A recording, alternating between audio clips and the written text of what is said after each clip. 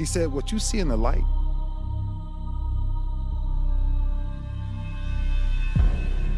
is exactly who people are in the dark. There's two sides of pain that I don't think a lot of people really understand, right? There's one side of pain that's the suffering and the discomfort side of pain. Because that hurts. You remember what that felt like. But then there's another side of pain that's called effort. It's called glory. It's called, if you can find a way to push through pain, there's something greater on the other side of it.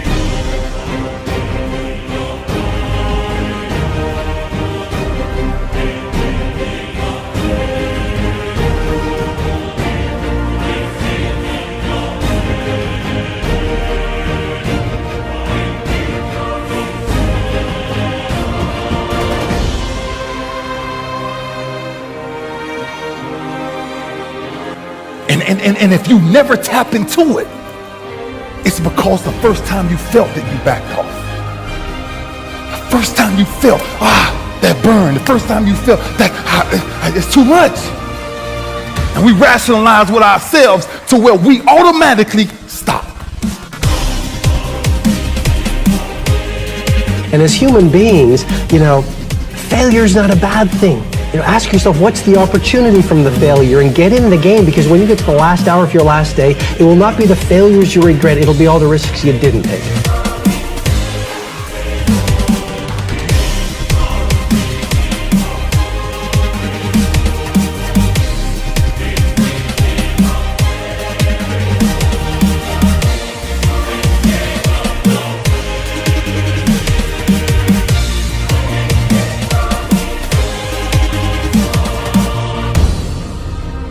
That's why a bunch of us give up so much in life so quickly. But suppose I told you the greatest pain of my life is the reason I'm standing here today.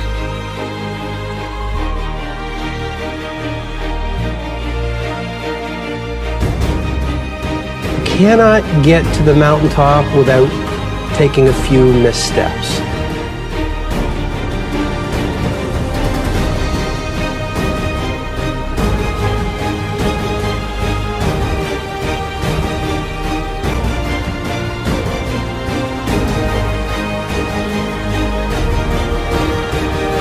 The greatest pain of my life is the reason I'm standing here today.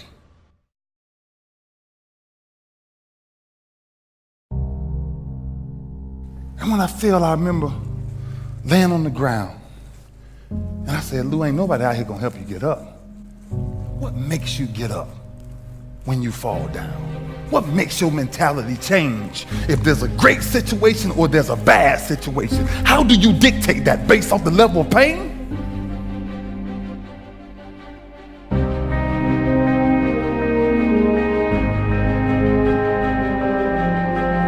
They done wrote me off.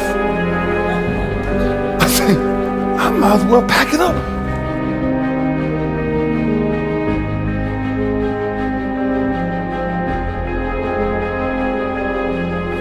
That many people got control over what I do from this point forward, going forward. That many people can tell me.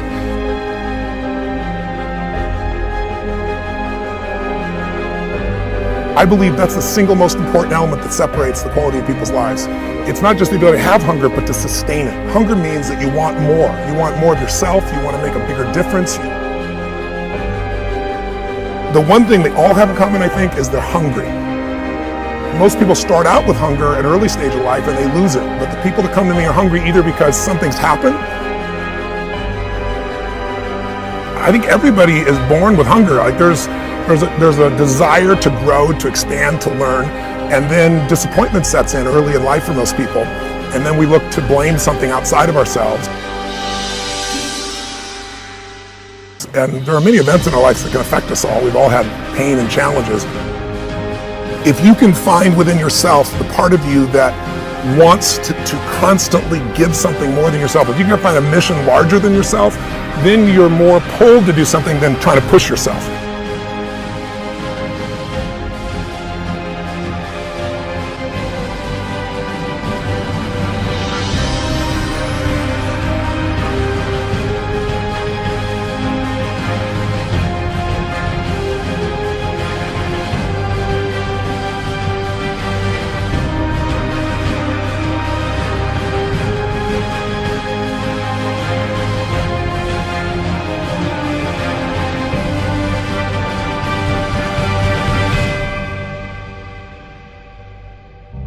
Didn't have enough strength. And I sat there for 30 minutes until I made up in my mind, stop crying. Just grab the bar. See, sometimes we think the pain is what controls us. It's actually our subconscious mind.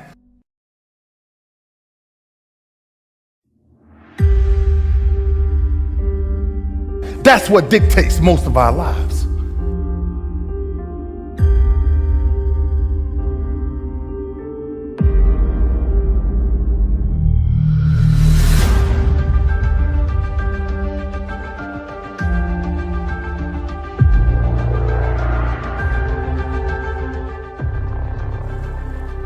That if you can find a way to push through, that if you can find a way to not make it about you. Learn to appreciate the occasional storms that come in your life.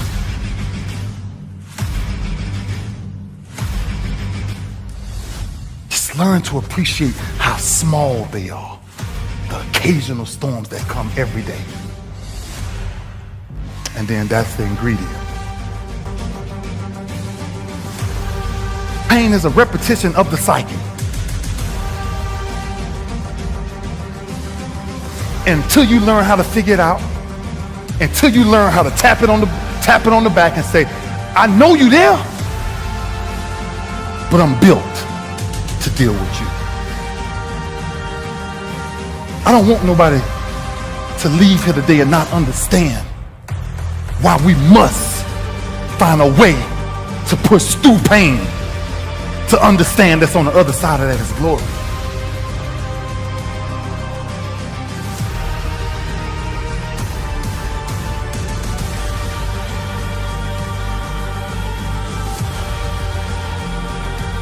I realized that I turned my greatest pain into my greatest achievement.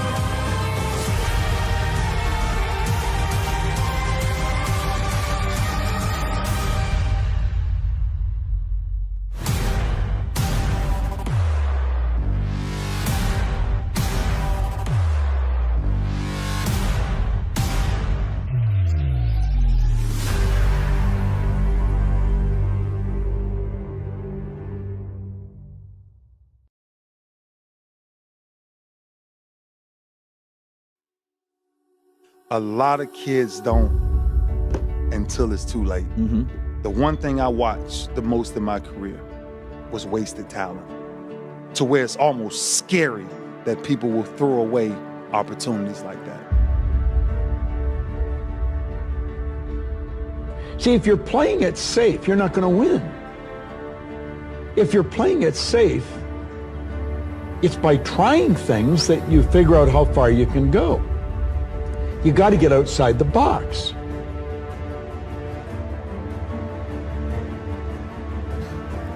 There's two sides of pain that I don't think a lot of people really understand, right?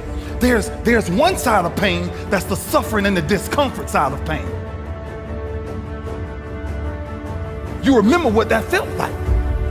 But then there's another side of pain that's called effort. It's called glory. It's called, if you can find a way to push through pain, there's something greater on the other side of it. Didn't have enough strength.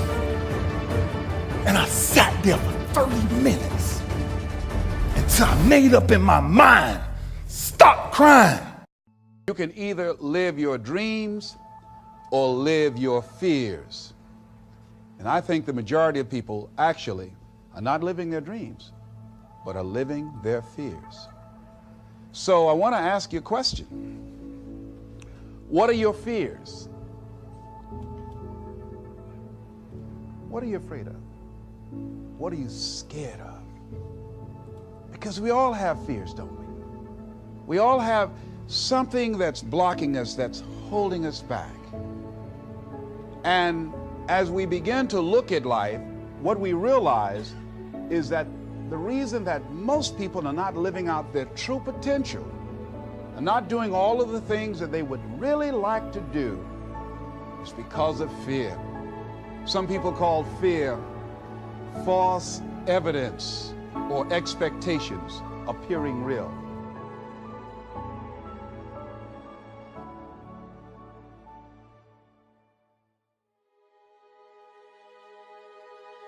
Everything's normal. So you fly and you go up, you go up, you go up, you go up to 14,000 feet. And you notice there's a light. It's red and it's yellow and green, right? So right now the light's red. So then you start thinking at some point the light's going to go green, but you don't know what's going to happen. If you want to be successful, here's the thing you have to do. You have to jump. There is no way around it. You have to jump. Every successful person has jumped. You got to jump. You got to take a leap of faith. And it goes yellow, and the light goes green, and somebody opens the door. I want to tell you something that every successful person has to do, including you. Believe it or not, every successful person in this world has jumped.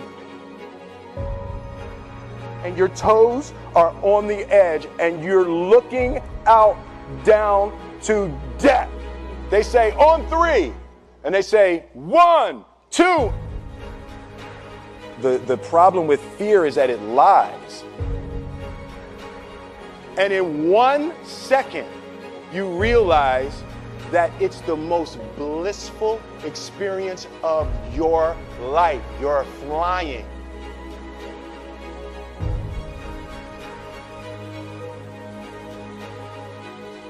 There's zero fear. You realize that the point of maximum danger is the point of minimum fear.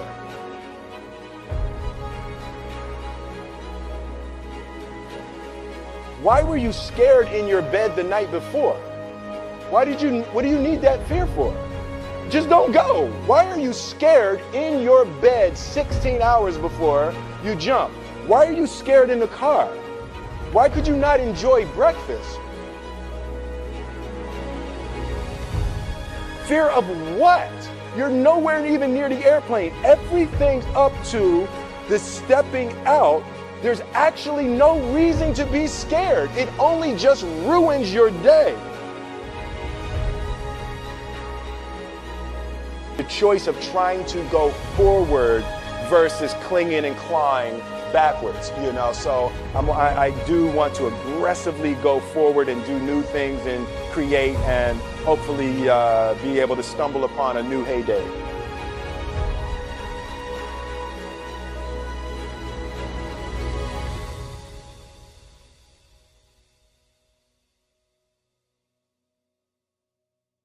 I'm telling you, the confrontation with fear is an absolute magical way of facing the things we have to do in this life. Forget security, live for experience.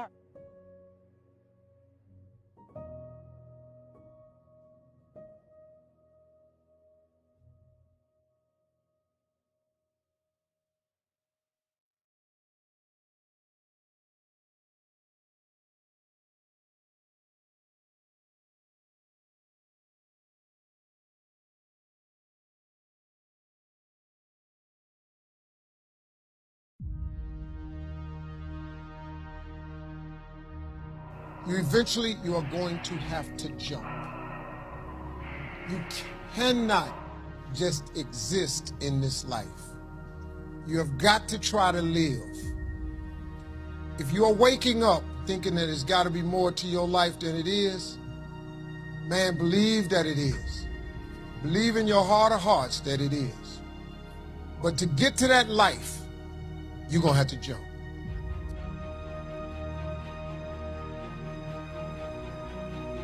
Good people have to get out of the bed every day and try to empty the ocean with a ladle. One summer, his dad tore down a brick wall on the front of his business and told 12-year-old Will and his 9-year-old brother to rebuild it, a job they said was impossible. It took them a year and a half, but they didn't. And he said, now don't you ever tell me it's something that you can't do. You don't try to build a wall. You don't set out to build a wall. You don't say, I'm going to build the biggest, baddest, greatest wall that's ever been built. You don't start there. You say, I'm going to lay this brick as perfectly as a brick can be laid. And you do that every single day, and soon you have a wall. What are the things that you fear that's been keeping you from living your dream? That's been keeping you from doing some things that you would like to do? Just think about those things.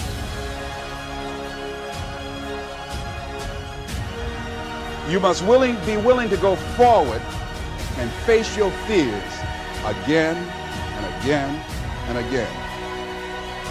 It's perfectly fine to have some fears. You acknowledge your fears, you embrace those fears, and then you move on.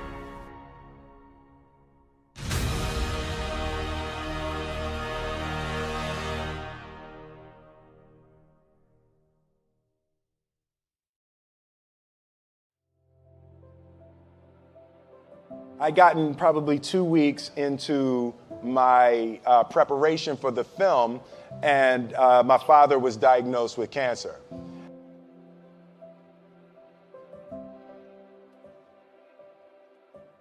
You know, first it stunned me, and I was, forced to face, my father's mortality.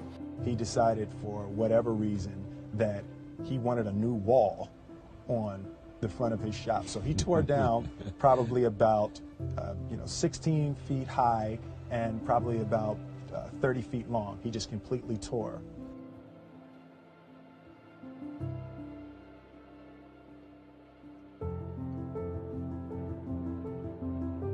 A year and a half. We were building this wall for a year and a half. Every day after school, we were coming, mixing concrete, putting it in the hole, doing it, and it was just myself and my little brother. A year and a half later, we laid the final brick, and my father stood back and he looked at me and my brother and said, don't y'all never tell me that you can't do something.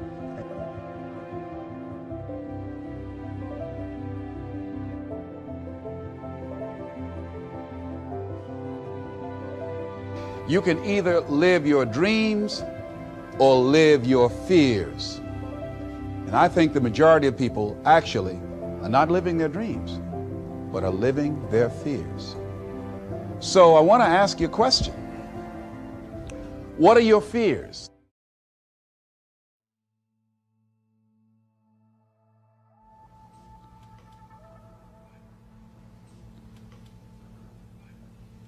What are you afraid of?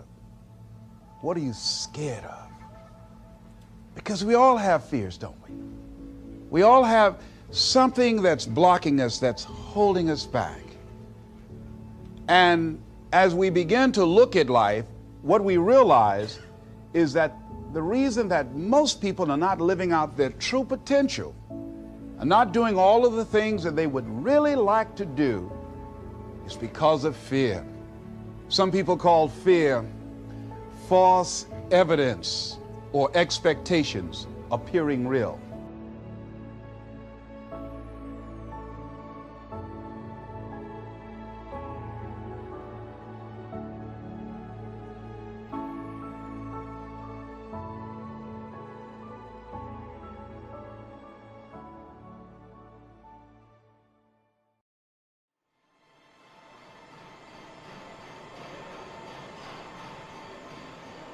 was 4 years old, so I just remember after the crash, when I was out the car without my legs and a lot of blood, and today it's a part of my life.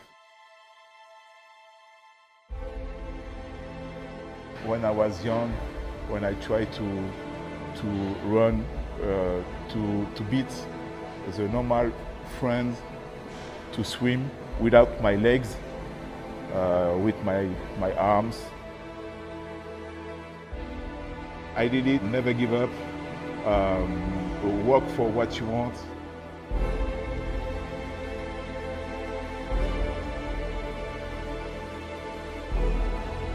No excuses. No victim mentality.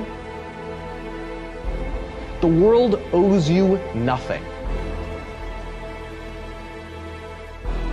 You know, when situations come, whether you lose a loved one, whether you didn't pass, you know, a class, so you have to sit out, you know, for 4 or 6 games.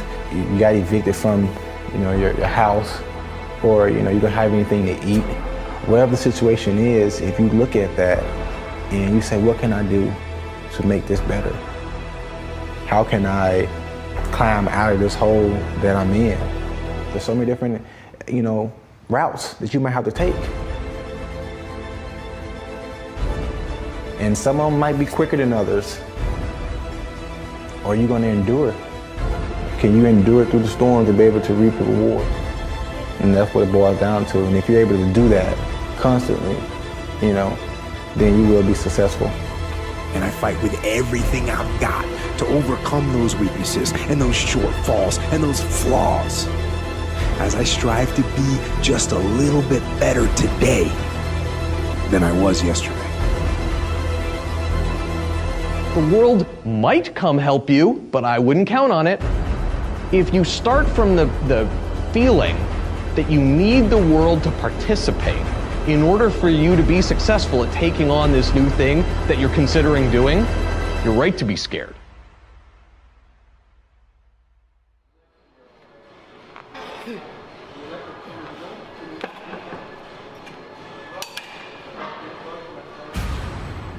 But if you start from the perspective that the world owes you nothing, which it doesn't, and that it is not likely to bring you any particular help, you have nothing to lose.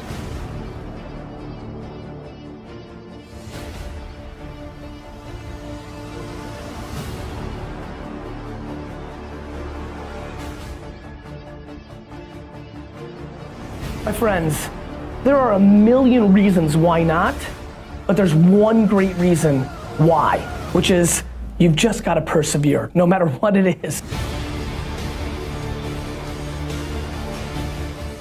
Don't get it twisted. This is hard. Every day is hard. And if you don't have the stomach to weather the storm, you will not be successful.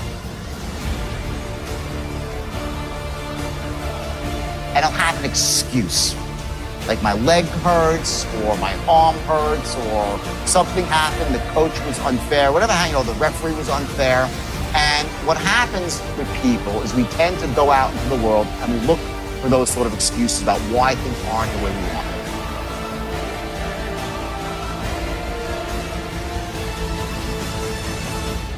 I just remember after the crash, when I was out the car without my legs and a lot of blood.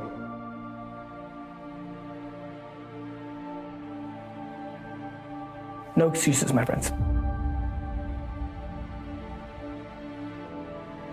I go to the one gym session to try, and I love it. No excuses.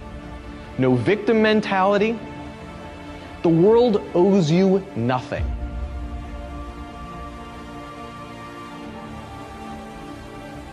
And today, it's a part of my life. I never, more than 10 years now, I never left the gym.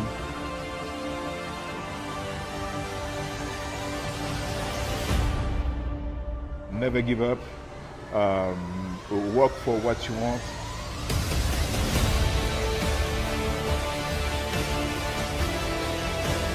And it doesn't matter how you get knocked down in life, because that's going to happen. All that matters is that you got to get up. I think the biggest obstacle to success is a lack of optimism.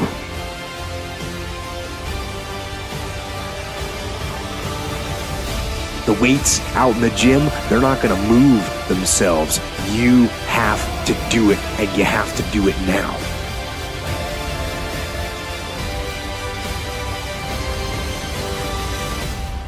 You know, we need to get more people to be able to get hit with, get rocked and shook with adversity, no matter what the situation.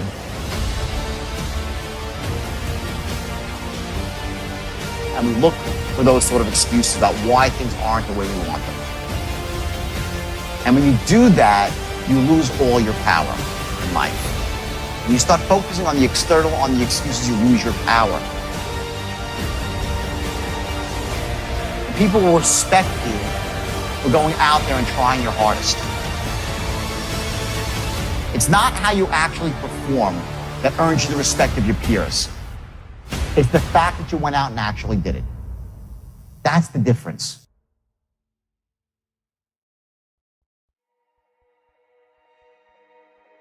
You know, you see so many people fail in life in accomplishing their goals because adversity hits and knock them down, and they stay down.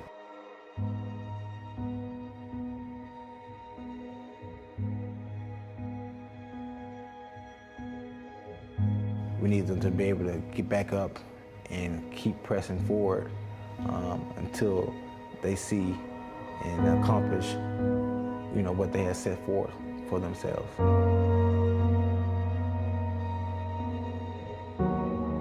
I don't know, you take the good with the bad, and you know, you react to it in a positive way. You just keep pressing forward. That's, you know, ultimately what you have to do.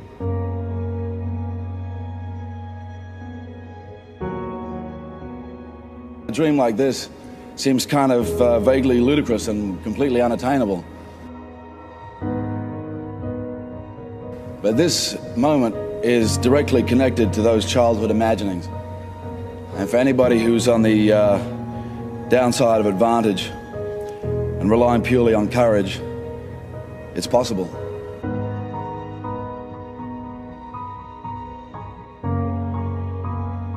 It's so often the easy path that calls to us, to be weak for that moment, to break down for that moment, to give in to the desire and the short-term gratification.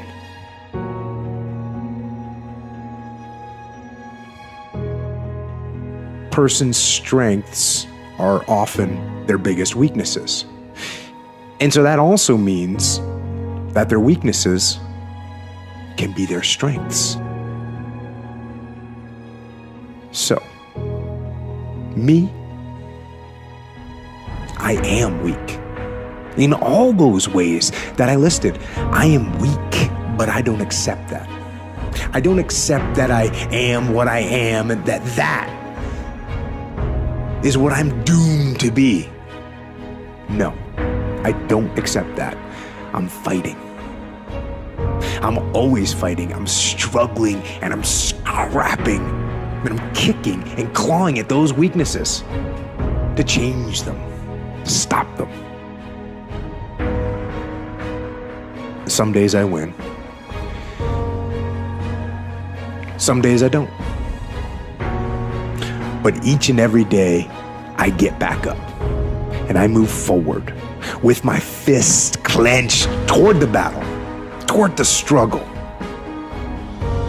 here and now. That's it. You want to improve? You want to get better?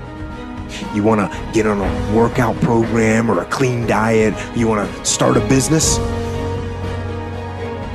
You want to write a book or make a movie or build a house or a computer or put together some mobile application?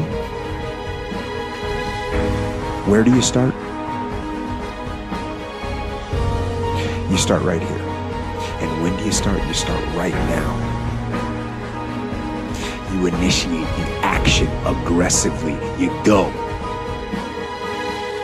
Because the idea isn't going to execute itself. And the book isn't going to write itself. And the weights out in the gym, they're not going to move themselves. You have to do it, and you have to do it now. And that means you got to stop thinking about it and stop dreaming about it and stop researching every aspect of it and reading all about it and debating the pros and cons of it. Just start doing it. Take that first step.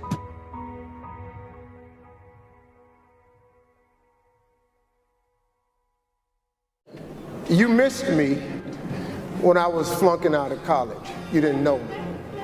You didn't know me when I had a severe stuttering problem. You didn't know me when I could not talk outside of my house. You didn't know that when I went to the store, I couldn't say it. When I went to school, I couldn't talk. You didn't know I was teased beyond belief because of this severe stuttering problem until I was 15. You missed me when I flunked out of college. You missed me when I was homeless and I lived in a car for 3 years. You missed all of that.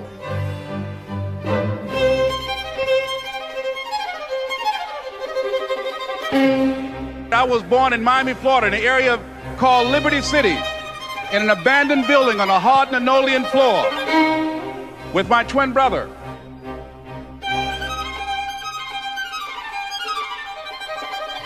So you turn your TV on now and you see me, you see, man, this dude is, look at him, he balling, he out of control, he got TV shows, he got money, look at him, he living, oh man, but you missed me. You missed me when I was getting here. My mother got pregnant with me at 15 years old. I grew up on the east side of Atlanta in a neighborhood by the name of Kirkwood. Drugs, gangs, violence, you name it. And I came up in a 2-bedroom home, 14 people. We were 6 weeks of age. We were adopted. When I was in 5th grade, I was identified as EMR, labeled, educable, mentally retarded, put back from the 5th grade into the 4th grade, and stayed in that category until I got out of high school. I don't have any college training. And I used to sleep on the floor. My grandmother, Miss Daisy Johnson, she used to come to us and she would say, one night out of the week, you all get the opportunity to sleep in the bed. There was 5 more of my cousins in the bed, and so we slept 3 to the foot and 3 at the head. It was hard when just over 3 years ago, in the Penobscot building in Detroit, Michigan, where I was operating my business, and I fell on some hard times, and I was sleeping in my office. And it was hard coming through the lobby. And sometimes they would laugh. There's a guy talking about becoming successful. And look at him. He's bathing in the bathroom upstairs on the 21st floor. He sleeps on the floor. It was hard, ladies and gentlemen, coming to speak to people. And I was facing financial difficulties in my own life. I was behind on my bills and my dreams, and I'm saying to them, you can live your dream. It was hard, ladies and gentlemen. It was very difficult to pick myself up each day believing that I could do it. There were times that I doubted myself. And so as a kid, pretty quick, I had to make a decision of what I wanted to do with my life, because in that same house, I had 8 uncles, all 8 of which are still going in and out of prison till this day because they sold drugs and they were in gangs. And so I saw them selling drugs, but I also saw the outcome. And so I said, I'm not selling drugs. I'm not joining a gang, because I see where that road leads to. Either I'm going to end up dead or in prison. I said, so my best bet may be to go to the NFL.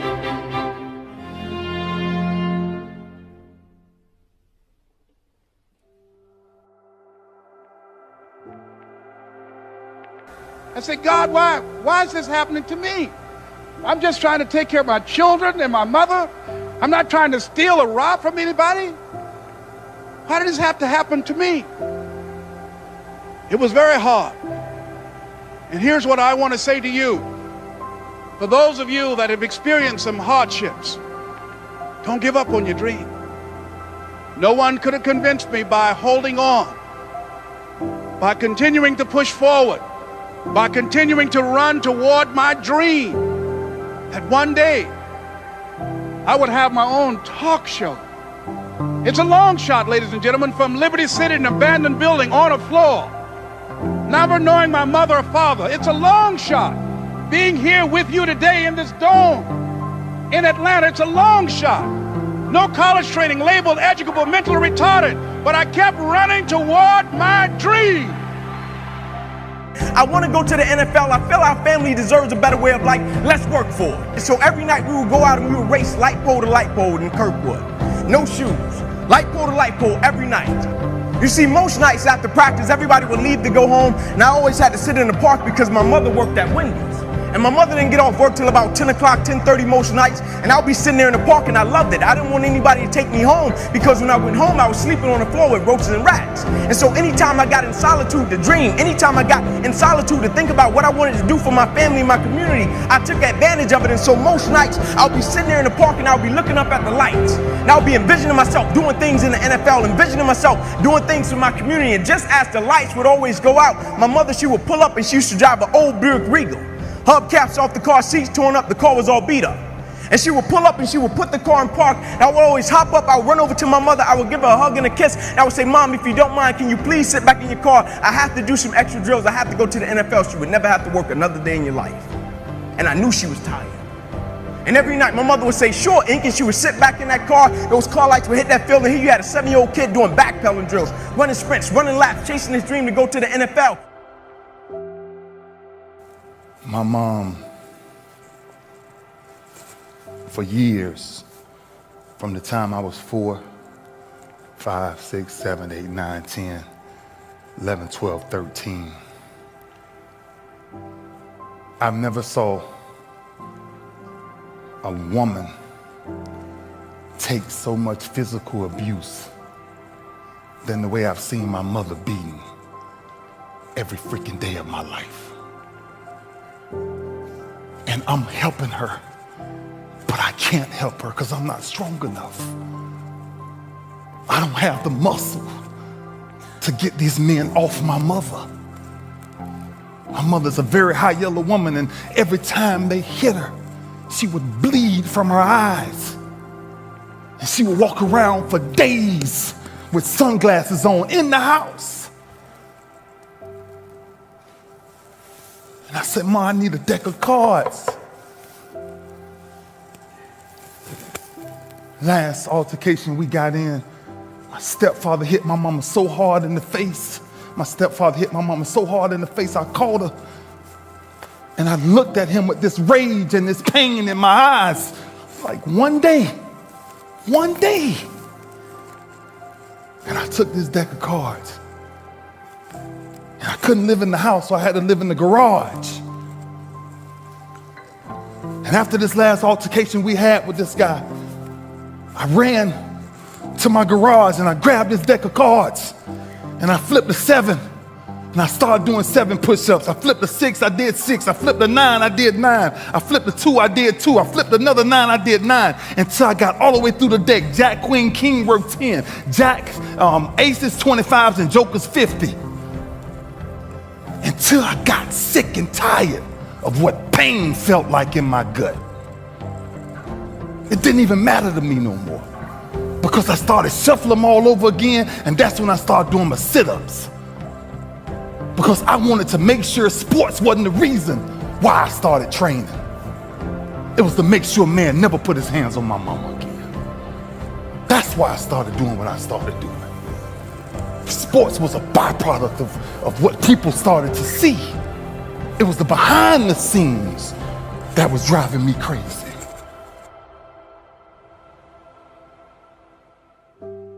My father was very abusive, very, very abusive, okay? And I'm a big guy. My father was a big man. And I was a kid. My earliest memory of my father was him knocking my mother out, knocking her out. And I felt so helpless when I was a kid that I said, I will never be that helpless, ever. So I said, I gotta get strong.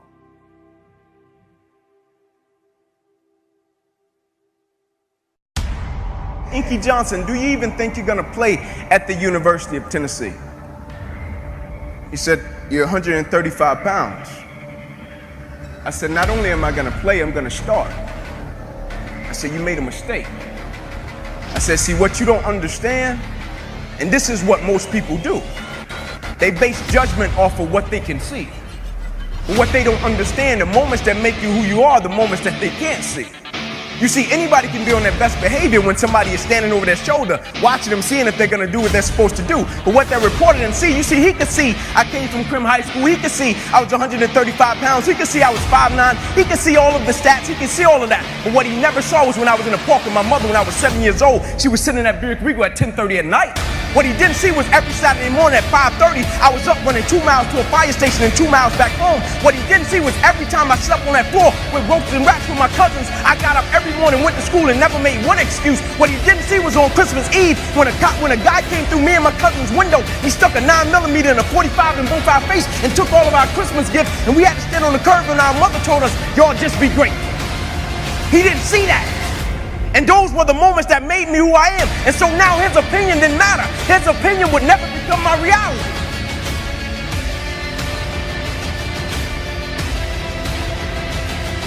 It's necessary to know that everybody won't see it, that everybody won't join you, that everybody won't have the vision, that a lot of people like to complain, but they don't want to do anything about their situation, that you are an uncommon breed.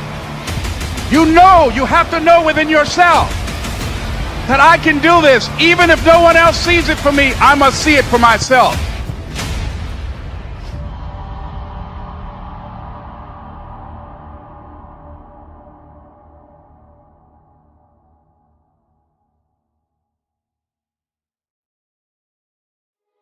So I have a challenge for every one of you this weekend. The challenge is simple. Ask yourself, am I practicing self-discipline in my life?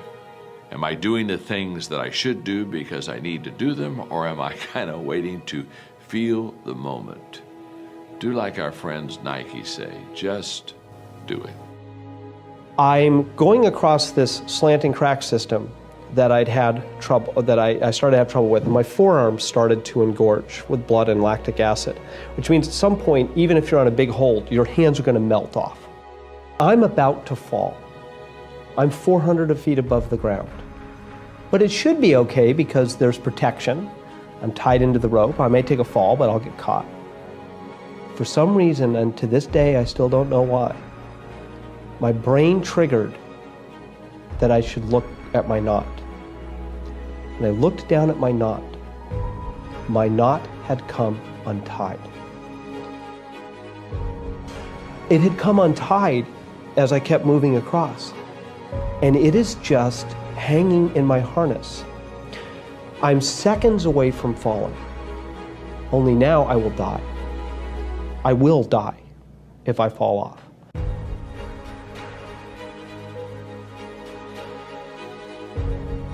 And there was an old fixed piton in the rock that we put there from the first descent, an old soft iron piton. And I looked at it, and I probably had 15, 20 seconds before my hands would unwrap, if that, maybe 10. I took a runner, and I clipped it into the piton. I clipped the piton into my that runner into my harness, and just went, please hold. And I let go.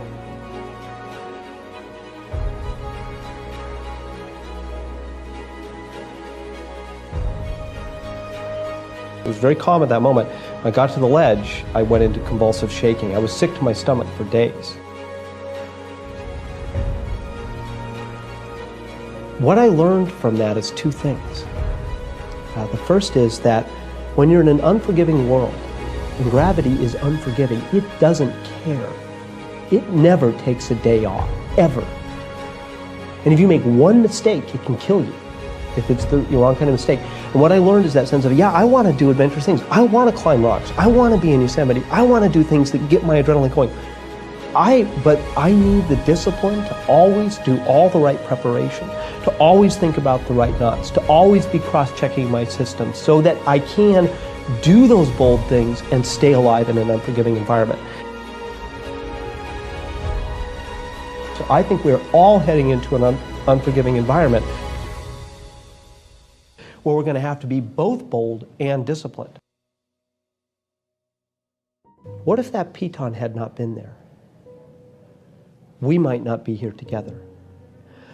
It was just by chance that that piton was right there. And what you realize when you rewind the tape of your own life is that there are these crucial moments where if the luck had gone the other way, you might have gotten killed.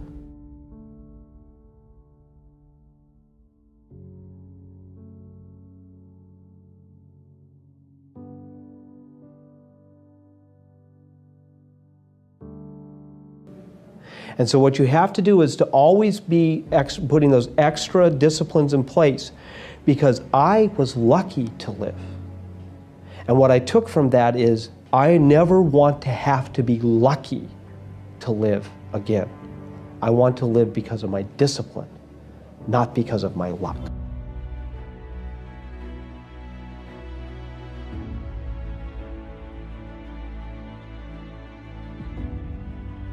I've never met a person who was not successful that didn't have a great amount of self-discipline within their life.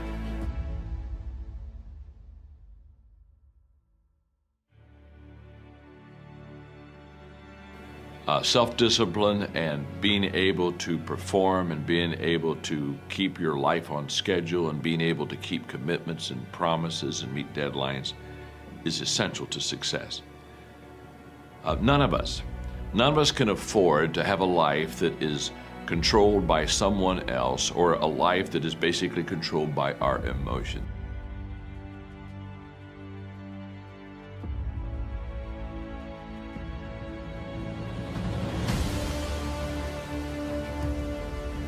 I learned many years ago that there are two kinds of people. There's the type of person who says, I'm going to wait till I feel like it before I do it. And then there's a person who says, I've got to do it so that I feel like it. One will never get anything done because they're still waiting to feel the moment to move. And the other person says, no, I need to move, and then I will begin to feel the moment. Sonia, self-discipline is essential in your life and in my life if we're going to get things done.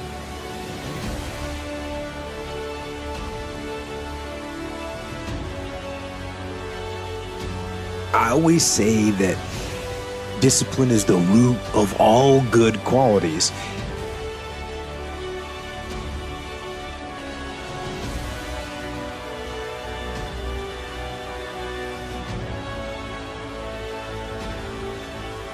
But you have to absolutely apply it to things outside of just waking up early.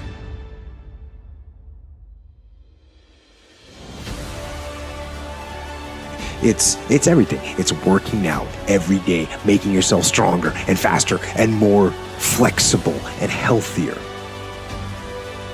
Discipline is eating the right foods to fuel your system.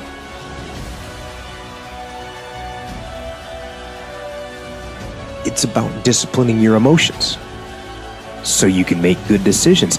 It's about having the discipline to control your ego so your ego doesn't get out of hand and control you.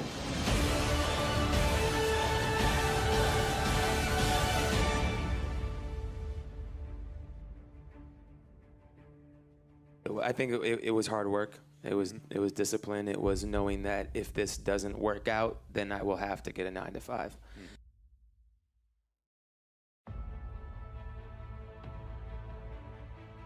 If you get up and you just have no discipline whatsoever, you get no value of anything. Diets don't work when you don't do them. Exercise doesn't work when you don't do them. But most of the people have some experiences that they want to shift. And once you shift those things, your whole life changes. But life is constant growth. My life isn't here because I went to one seminar one time and now my life is fit for life. I work out, I train my mind, I train my body. And it becomes a lifestyle. It's not just like you're depending upon somebody else. I'm not here to become somebody's guru. I'm not here to give them a gift. I'm here for them to open up their own gifts.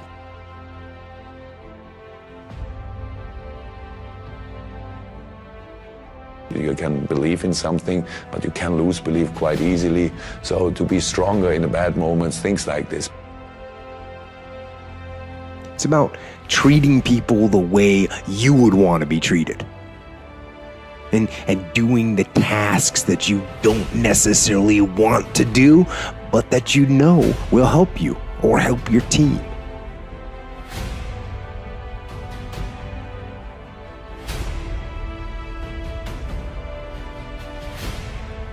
about facing your fears.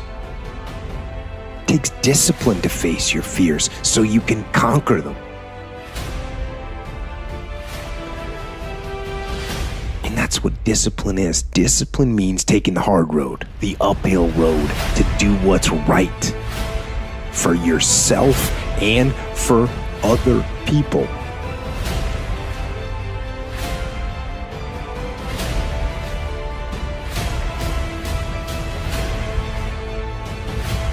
It's so often the easy path that calls to us to be weak for that moment, to break down for that moment, to give in to the desire and the short-term gratification.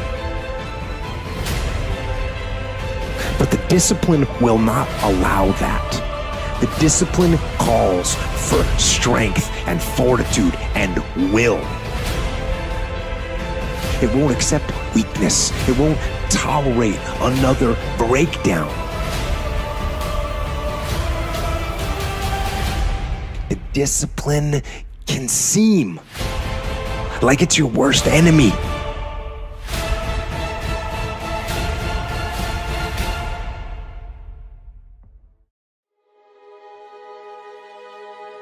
But the reality is, discipline is your best friend. It will take care of you like nothing else can. And it'll put you on that path. The path to strength and health and intelligence and happiness. And most importantly, it'll put you on that path.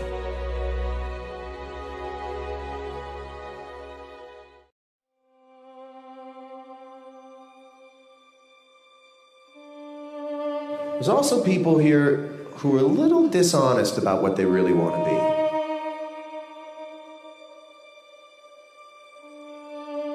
And I think if you want to be famous, just come out and say it.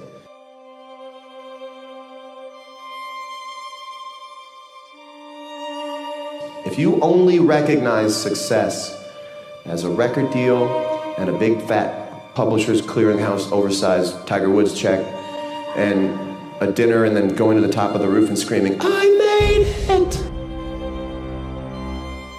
Most of you will be stunning failures.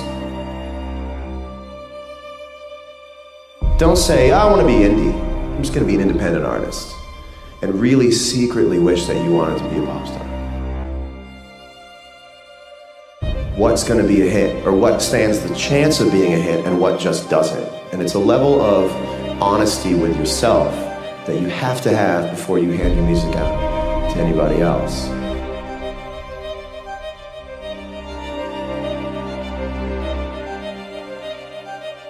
Define success for yourself. Figure out what that means to you. Don't get taken over by the world's definition of success or your family's or what your friends are doing or what anyone says that equals success.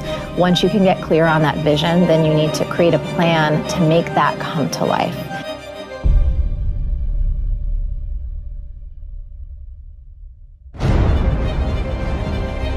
Define success for yourself.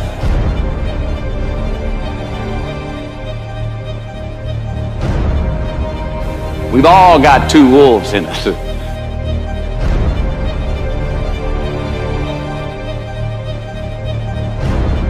good one and a bad one. And they both want to eat.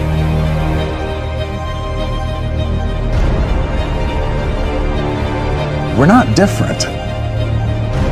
I was you. I sat there watching other people's stuff. And I just got to a place where I was like, why them? Why not me?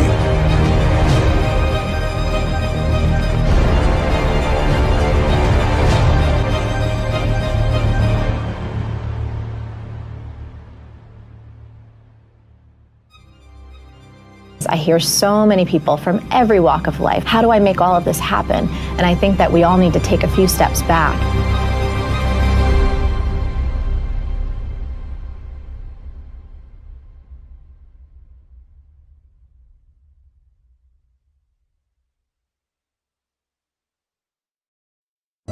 What do you call success?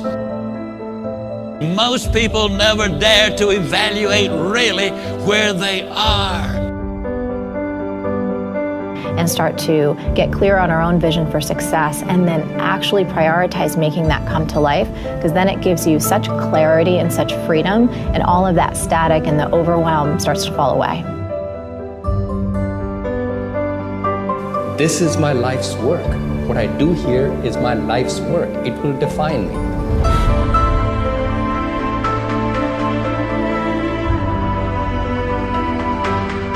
Me, because that was me 20 years ago going, how do I get from here to there?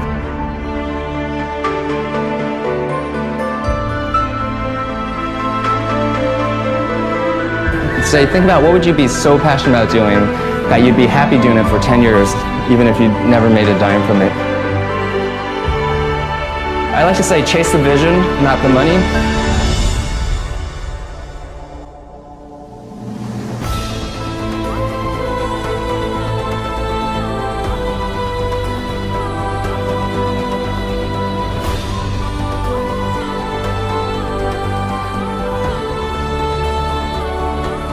To show them how simple it is, to show them that their voice is their currency. The thing that you have to say, that special thing, that story you have to tell, nobody else can tell. Why not me? Like, they're doing it. Like, what's the difference?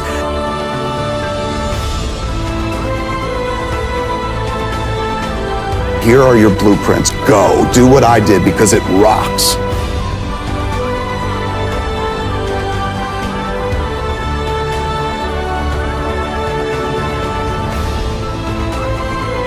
You can't expect a bunch of people out there to believe you are this thing unless you be this thing yourself.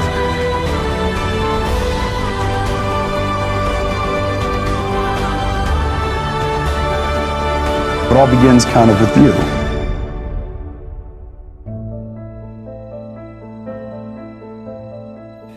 Money's king today. It's what makes the world go round. It is success. The more we have, the more successful we are, right?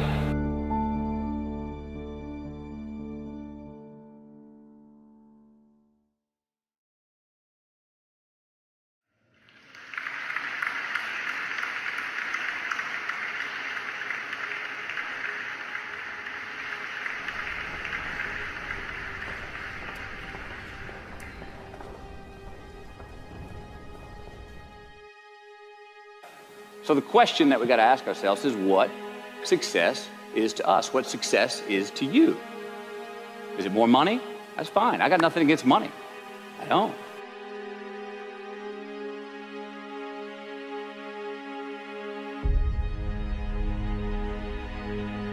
If he had friends and peace of mind and good family relationship and the hope that the future's going to be better, he said, I'd consider that man as successful.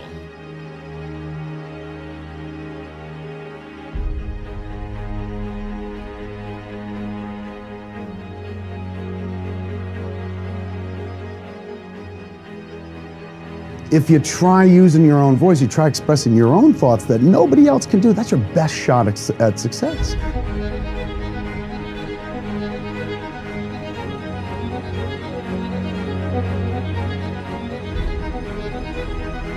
Because that's the thing that you bring to the table that nobody else could bring.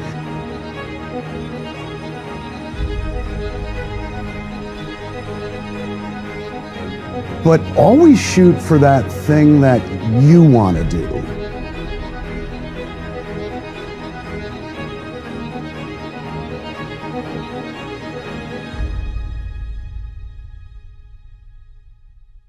Maybe it's a healthy family. Maybe it's a happy marriage. Maybe it's to help others, to be famous, to be spiritually sound, to leave the world a little bit better place than you found it. Continue to ask yourself that question. Now, your answer may change over time, and that's fine. But do yourself this favor. Whatever your answer is, don't choose anything that will jeopardize your soul.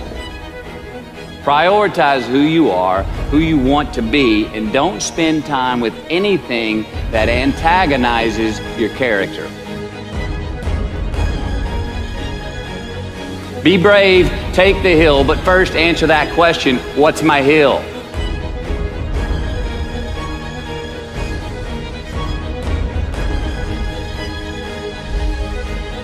And if you're looking at somebody else's work to try to gauge your own, as I have for years, you will constantly feel like a failure.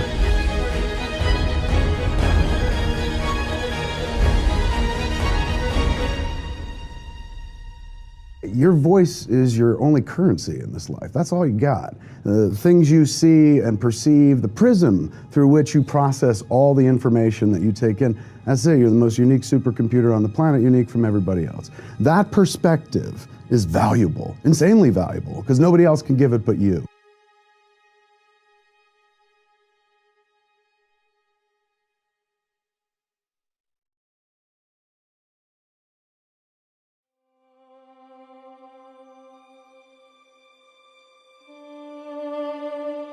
So first, we have to define success for ourselves. And then we have to put in the work to maintain it. Take that daily tally. Tend our garden. Keep the things that are important to us in good shape.